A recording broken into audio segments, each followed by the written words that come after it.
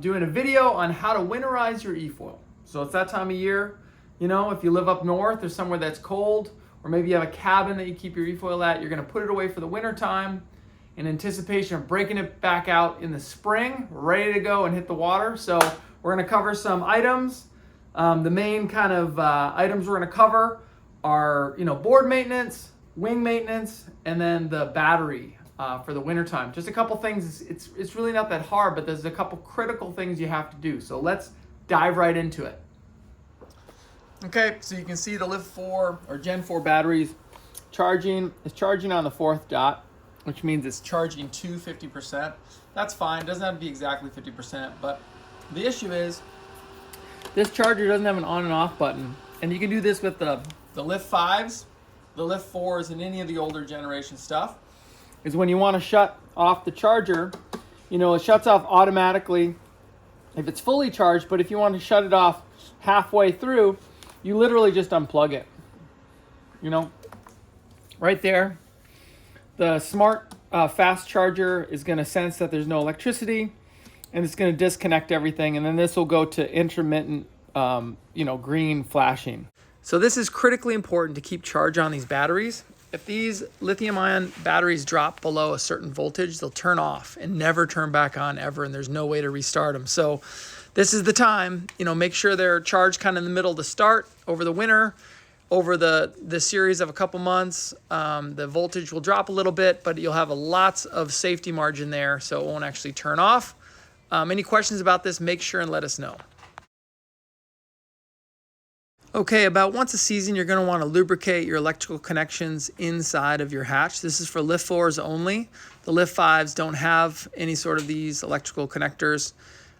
So we're just going to pour some of this in the 5-pin Fisher connection. If you have the older 8-pin, it works the same way. Kind of set it in there. It's going to drip, so I always put a paper towel underneath it so it can drip on the paper towel. And then you're going to do the large battery connector as well. And you're just going to pour it right inside that compartment there. So this is like a once a season kind of thing. Winterization is, as good a time as any to do it.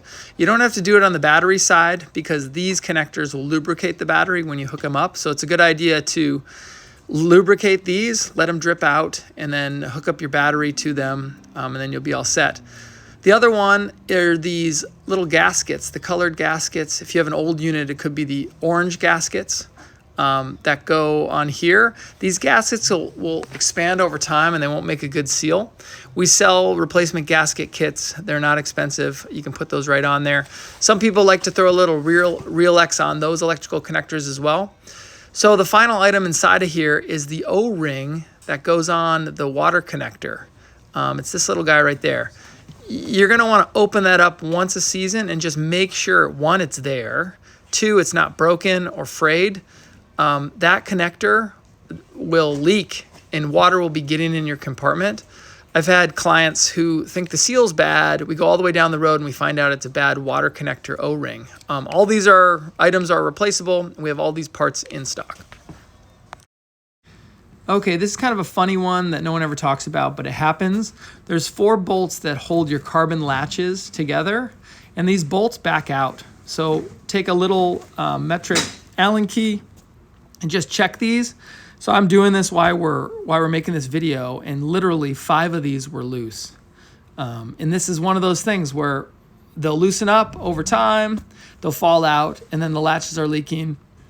And people call me to get replacement latches, and all they, have is a missing bolt.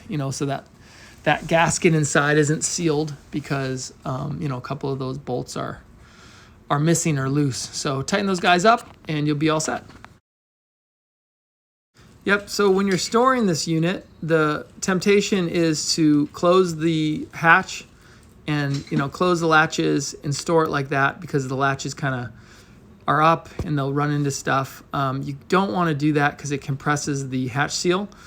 So you can put kind of a towel in there or something to keep it from closing all the way, and then leave the latches open. It's the best way to do it. Again, you can replace those hatches, but you don't have to. If you just leave it open and leave it loose, it'll last for lots of seasons. So next we have the controller. If you leave the controller, like any piece of electronics, for a long time with batteries in it, those batteries could corrode inside there. So I like to change my batteries once a season. Now this controller has a really tight seal on it. So when you back off these Allen key bolts, you're going to need to use a flathead screwdriver to get that cap off. And this is how you do it right here. Okay, so we're checking these for corrosion. We're checking the inside of that for corrosion or water. If you can tell, water's been getting in there. If you have a problem like that, you know you might have to replace the controller. At a minimum, you'll change the controller batteries and then just put that all back together. Again, it's tight, so you really have to press it in and then view from the side to make sure it's fully seated in there. And you'll see what I mean here in a second.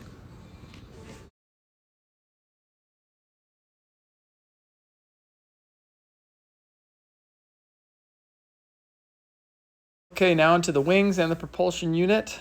First, we're going to back out all of the Allen head bolts on the wing set.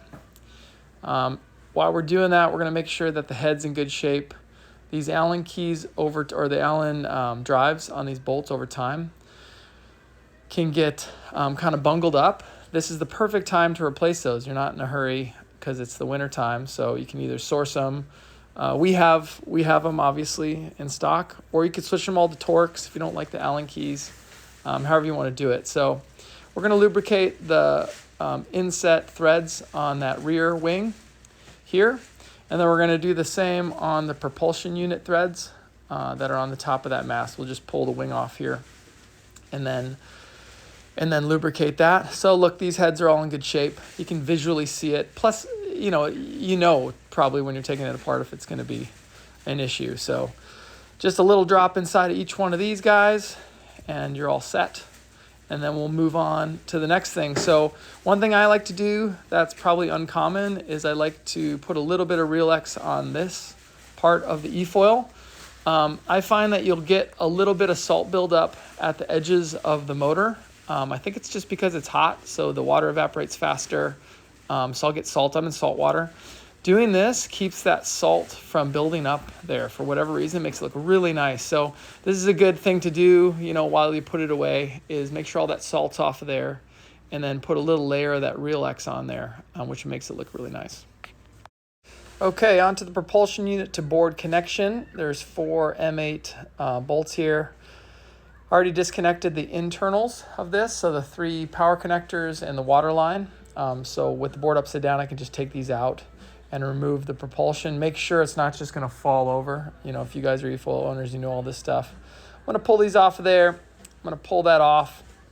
I'm going to check the connection. Sometimes there's a lot of scuffing on the bottom of the board. It's no big deal. You just want to make sure that the heads of those bolts are in good shape. Again, the Allen key drive can get bungled. This is the time to replace those bolts if it's a problem. Wipe it down, and we're going to throw a little bit of Real X lubricant on these threads, and then that's the way we're going to store it. I actually leave the bolts inside of these threads for the winter in the bag. You got to be cognizant, though. If you're sliding this thing around, the heads of those flathead bolts can snag on stuff. You might have some problems, especially if you're putting it on other boards not in the bag. Those bolts are hanging out. So I just do it so I don't lose them, and then it's easy to mount. They're 16 millimeter M8 bolts. And if you lose one or you need extra, we have these in stock as well. Thanks for watching the video. Hopefully it was helpful for you guys. If you want a new EFOIL, let us know, and we'll quote you out on the new LIFTX, the new LIFT5.